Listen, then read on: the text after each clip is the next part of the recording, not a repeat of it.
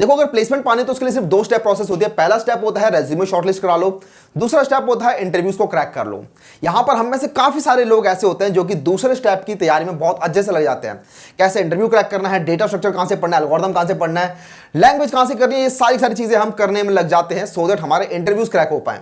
लेकिन जो पहला स्टेप होता है और जो क्रूशियल स्टेप होता है वो होता है रेज्यूमे शॉर्टलिस्टिंग। इसको हम इग्नोर कर देते हैं, इसकी तैयारी करते नहीं है। और होता यह है कि उसके बाद हम अप्लाई करते रहते हैं, अप्लाई पता नहीं कहां से करना है, देन अप्लाई भी करते हैं तो हमारे रेज्यूमे शॉर्टलिस्ट नहीं हो रहे होते हैं। ये बिल्कुल ऐसा होगा कि मैंने एक बहुत अच्छी वीडियो बना दी, बहुत कमाल की वीडियो बना दी, मैंने एकदम अच्छे से सोच रखा कि हाँ ये वीडियो तो वायरल हो जाएगी, लेकिन मैंने थंबनेल एकदम बकवास बना रखा है, ठीक है। तो कोई अगर क्लिक ही नहीं करेगा उस वीडियो के ऊपर तो फिर उस वीडियो के अच्छे होने का फायदा ही क्या है। सिमिलरली अगर आपका रेज्यूमे शॉर्टलिस्ट ही नहीं होगा तो आपने कितनी भी अच्छी तैयारी कर रखी हो वो वेस्ट ही जाने वाली है। तो आज हम जानने वाले हैं कि कैसे आप लोग अपने पहले स्टेप को रेज्यूमे शॉर्टलिस्टिंग को इंश्योर कर सकते हो सो दैट आप लोगों के रेज्यूमे के शॉर्टलिस्ट होने के चांसेस बढ़ जाएं। इसके अंदर भी दो चीजें होती हैं वो हम डिस्कस करेंगे। तो पहला स्टेप है how to apply and the second step is how to get shortlisted. आज की वीडियो में हम इन दोनों की ही बात करने वाले हैं, कैसे अप्लाई करना है, कहां पर अप्लाई करना है, पता कैसे चलेगा वैकेंसी कहां पर आई हुई है, and the second step how to get shortlisted, कैसे शॉर्टलिस्ट होने हैं, चांसेस कैसे आप इंप्रूव कर सकते हो। तो पहले बात कर लेते हैं अप्लाई कैसे करना है। अप्लाई करते टाइम भी यार काफी सारी चीजें होती है, हमें पता लगाना होता है पहले कहां से वैकेंसीज आई हुई है, कौन सी कंपनी है जिसने वैकेंसी निकाल रखी है जहां हम अप्लाई कर सकते हैं, और उसके बाद हमें अप्लाई कैसे करना है।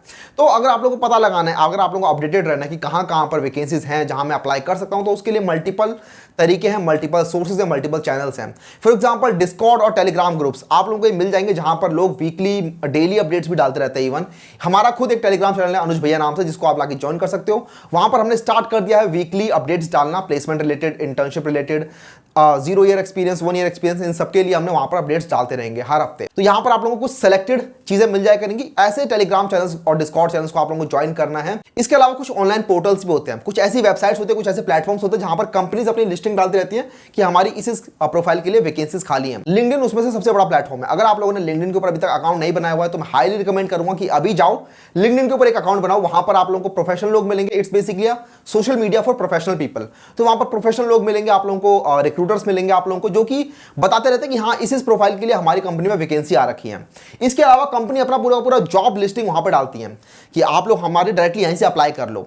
ये पोर्टल हो गया। गीक्स फॉर गीक्स का भी एक जॉब पोर्टल आ गया है। एक और पोर्टल होता है IIM जॉब्स, बट ये स्पेसिफिक है आप लोगों का सर्विस बेस्ड जॉब्स के लिए। तो अगर आप लोगों को सर्विस बेस्ड जॉब्स में अप्लाई करना है तो IIM जॉब्स एक बहुत अच्छा पोर्टल है। एक तीसरा स्टेप और भी होता है कि आप लोग कंपनीज, अगर आप किसी कंपनी को टारगेट कर रहे हो तो उस कंपनी के करियर पेज पे जाके भी आप लोग नोटिफिकेशंस को ऑन कर सकते हो। अपना ईमेल डाल दो वहां पर, सो दैट जैसे उनके पास कोई वैकेंसी आए तो आप लोगों के मेल पर डायरेक्टली नोटिफिकेशन चला जाए कि अच्छा वैकेंसी आ गई है। तो ये कुछ चीजें हैं जिससे आप लोग अपडेटेड रह सकते हो। लिंक्डइन का एक बहुत बड़ा फायदा ये भी होता है कि वहां पर आप लोगों को रेफरल्स मिल सकते हैं, और रेफरल्स की वजह से आप लोगों के शॉर्टलिस्ट होने के चांसेस ड्रास्टिकली बढ़ जाते हैं।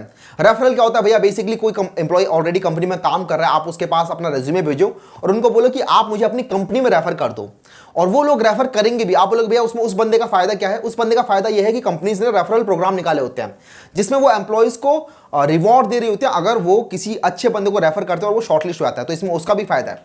अगर आप लोगों का रेज्यूमे अच्छा है तो वो आप लोगों को रेफर करेंगे। अब यहां पर एक चीज, जो एक छोटी सी ट्रिक है जो लोग कई बार इग्नोर कर देते हैं, वो क्या करते हैं कि ज्यादातर जो रिक्रूटर्स हैं उनके पास अपने रेज्यूमे भेजते हैं। देखो रिक्रूटर्स के पास बहुत सारे मैसेज आ रहे होते हैं, तो वहां से रिप्लाई आने के चांसेस थोड़े कम हो जाते हैं। तो आप लोग करना क्या है ना, जो अभी अभी नए लोग गए हैं, जो अभी फ्रेशर्स उस कंपनी के अंदर लगे हैं, उनको आप अपनी कनेक्शन रिक्वेस्ट भेजो और उनको अपने रेज्यूमे भेजो। क्योंकि यहां पर आप लोगों के दो फायदे होंगे। पहला फायदा तो ये कि इनके पास रिप्लाई आने के चांसेस ज्यादा होंगे, इनके पास बहुत ज्यादा रिक्वेस्ट नहीं आती हैं। एंड सेकंड चीज, ये आप लोगों को और हेल्प भी कर रहे होंगे, आप लोगों को गाइड भी कर रहे होंगे। तो यहां से आप लोगों के शॉर्टलिस्ट होने के चांसेस और ज्यादा बढ़ जाते हैं। तो हमेशा ट्राई करो कि रेफर करके जाओ, बिकॉज यहां से सक्सेस रेट ज्यादा है बजाय आप डायरेक्टली कंपनी में अप्लाई कर रहे हो। तो अब तक हमने देख लिया कि आप लोगों को वैकेंसी कैसे ढूंढनी है और कैसे अप्लाई करना है। अब बात कर लेते हैं कैसे अपने रेज्यूमे को शॉर्टलिस्ट कराना है। अब बात करते हैं गीक्स फॉर गीक्स के jobathon exclusive hiring challenge partnered with Amazon के बारे में, जिसके थ्रू आप लोग Amazon में अपनी ड्रीम जॉब पा सकते हैं। Geeks for Geeks is also the sponsor for today's video. ये एक हायरिंग चैलेंज है जो कि जुलाई से स्टार्ट होकर आने वाले 3 मंथ्स तक हर मंथ की 5 को हुआ करेगा। You can apply for these 3 roles, SDET, SDE1 and SDE2 for these experience levels. Contest की डिटेल्स आप लोग यहां पर देख ही पा रहे हैं। 3 कोडिंग क्वेश्चंस होंगे और 20 MCQ क्वेश्चंस होंगे 100 मार्क्स के। So go and register today using the link in the description box below.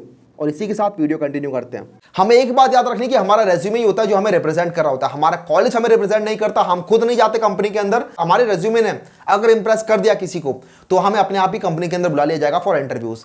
अब यहां पर एक चीज और जाननी जरूरी होती है कि कंपनीज के अंदर किस तरीके से वो लोग शॉर्टलिस्टिंग कर रहे होते हैं।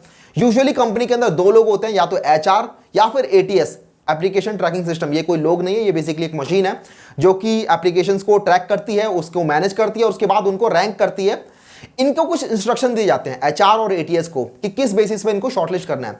इनको पता जाए कि हमें रेज्यूमे के अंदर ये पॉइंट चाहिए फॉर दिस प्रोफाइल, और इस बेसिस पे जो रेज्यूमे आप लोगों को ज्यादा अच्छा लगे उसको आप लोग अलग निकालते रहो और उसको आप रैंक करते रहो, और ज्यादा से ज्यादा रेज्यूमे ऐसे करके आप लोगों को शॉर्टलिस्ट करने हैं।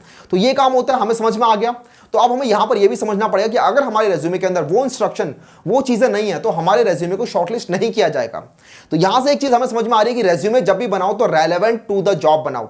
जो वहां पर पूछा गया है, जो कंपनी के अंदर इंस्ट्रक्शन दिए गए हैं, जो उनके जॉब डिस्क्रिप्शन के अंदर कीवर्ड्स दिए गए हैं, वो कीवर्ड्स अपने रेज्यूमे के अंदर डालने का ट्राई करो। अब मैं यहां पर यह भी नहीं कह रहा कि जबरदस्ती डालो, फेक चीजें मत डालने का ट्राई करना, लेकिन अगर आप लोगों ने कोई चीज कर रखी है, सपोज करो कंपनी ने कह रखा है कि knowledge of MVVM MVVC architecture is preferred, और आप लोगों को पता है ये सारी चीजें, लेकिन आप लोगों ने रेज्यूमे में नहीं डाल रखी, तो एक बार अपने रेज्यूमे को अपडेट करो। ये दोनों चीजें जो भी कीवर्ड्स हैं ये सब डालने का ट्राई करो रेज्यूमे के अंदर। मे बी अपने स्किल्स के अंदर डाल दिया, मे बी किसी प्रोजेक्ट के अंदर डाल दिया कि मैंने ये चीजें यूज करी थी, तो इससे इंपैक्ट पड़ता है। आप लोगों का रेज्यूमे के अंदर वो जो कीवर्ड्स हैं डायरेक्टली दिखते हैं तो एचआर उसको साइड में रख दिया कि हाँ ये शॉर्टलिस्ट कर लिया मैंने। एक्चुअली आप लोगों को रेज्यूमे कैसे बनाना है उसके ऊपर मैंने ऑलरेडी एक वीडियो बना के, आप लोग जाके क्लिक कर सकते हो उसके ऊपर।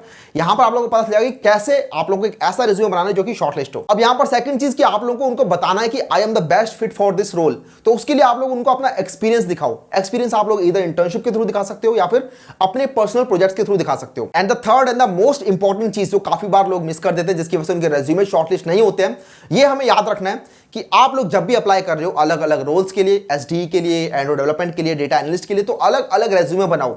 उनके अंदर अलग अलग स्किल्स होनी चाहिए, तभी आप लोगों के रेज्यूमे शॉर्टलिस्ट होंगे। और साथ ही साथ अगर वहां पे कंपनी ने कुछ एक्सपीरियंस मेंशन कर रखा है कि हमें सपोज करो 2 साल का एक्सपीरियंस चाहते हैं वो, और आप फ्रेशर हो, तो आप अप्लाई करोगे तो आप पक्का वहां पर रिजेक्ट होने वाले हो। अगर कंपनी ने बोल रखा है कि मेरे को 0 से 2 साल वाले एक्सपीरियंस के लोग चाहिए, तो इसका मतलब कंपनी चाहती है कि तुरंत आके बंदा जो काम कर सके। अगर आप अभी 3rd ईयर के अंदर हो तो आप वहां पर फिर से रिजेक्ट होगे। अगर कंपनी ने बोल रखा है कि freshers can apply 0 years experience, तो इसका मतलब अभी अगर आप 3rd ईयर के अंदर भी हो तो भी आप अप्लाई कर सकते हो, तो आप वहां पर सेलेक्ट हो सकते हो। कंपनी की क्या रिक्वायरमेंट है, कंपनी ने किस चीज के लिए वहां पर मांगा हुआ है और उसके लिए मैंने अप्लाई किया है। ठीक है, अगर मैंने बोला हुआ है कि मेरे को एंड्रॉइड डेवलपमेंट का बंदा चाहिए और आपने बोल रखा है कि मेरे को तो क्रिकेट खेलना बहुत अच्छा आता है, तो क्या वो मेरे रेलेवेंट स्किल है? नहीं है। वहां पे आप क्रिकेट एसोसिएशन में किसी जगह पे अप्लाई करोगे तो वहां पर वो बहुत रेलेवेंट रहने वाला है, वहां अप्लाई करो उस रेज्यूमे को लेके, यहां अप्लाई मत करो उसके साथ। अब मैं यहां पर एक लास्ट चीज आंसर करना चाहता हूं। लोगों के डाउट होते हैं कि भैया हम एक Tier 3 कॉलेज से हैं, क्या हम एक अच्छी जगह प्लेसमेंट पा सकते हैं? क्या हमारे रेज्यूमे वहां पर शॉर्टलिस्ट हो भी सकते हैं? क्या हमारे Tier 3 वाले कॉलेज के लोग जाते भी हैं कुछ अच्छी कंपनीज के अंदर, वो माइक्रोसॉफ्ट, गूगल वगैरह में जाते भी हैं? तो इसका सिंपल सा आंसर मैं देना चाहता हूं यार, मैंने काफी जगहों पे काम किया, काफी सारे लोगों को देखा है, तो मैं बताता हूं, मैंने देखा है अराउंड 70% से ज्यादा लोग जो होते हैं ना इन कंपनीज के अंदर, जो काम कर रहे होते हैं, जो बहुत अच्छा फोड़ रहे होते हैं उन कंपनीज के अंदर, वो Tier 3 कॉलेज के लोग ही होते हैं। उन्होंने ऑफ कैंपस ही अप्लाई किया होता है, उनका रेज्यूमे वहां पर शॉर्टलिस्ट होता है।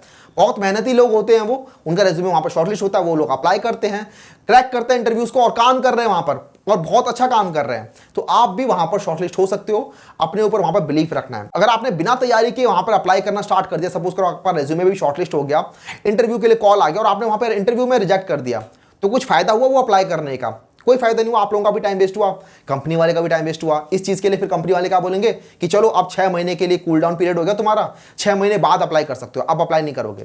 तो यहां पर तो आपका भी टाइम वेस्ट हो रहा है, राइट? तो हमें अप्लाई करना तब स्टार्ट करना है जब हमें लगता है कि हमें अंदर से लग रहा है कि हम अब रेडी हैं, हम अब इंटरव्यूज क्रैक कर सकते हैं। तो इसके लिए आप लोगों को अगर जज करना है अपने आप को, तो कुछ मॉक टेस्ट वगैरह देते रहा करो। और अगर आप लोगों को लग रहा है कि हाँ आप इनफ क्वेश्चंस, मैं जब नए नए क्वेश्चंस भी देख रहा हूं तो मुझसे अब सॉल्व होने लग रहे हैं, तब आपको अप्लाई करना स्टार्ट कर देना है। और यार बस होप मत खोना। कॉलेज से निकलने के बाद काफी सारे लोग 6 महीने बाद, 8 महीने बाद, इवन 1 साल बाद अप्लाई करके वो उनकी जॉब लग रही होती है। बस अपने आप को यहां पर कन्वे करना है कि यार मुश्किल है, ठीक है, इतना आसान भी नहीं है, लेकिन अगर मैंने डेडिकेशन दिखाई, मैंने अगर वहां पर एक कंसिस्टेंसी दिखाई, तो मैं कर ही जाऊंगा।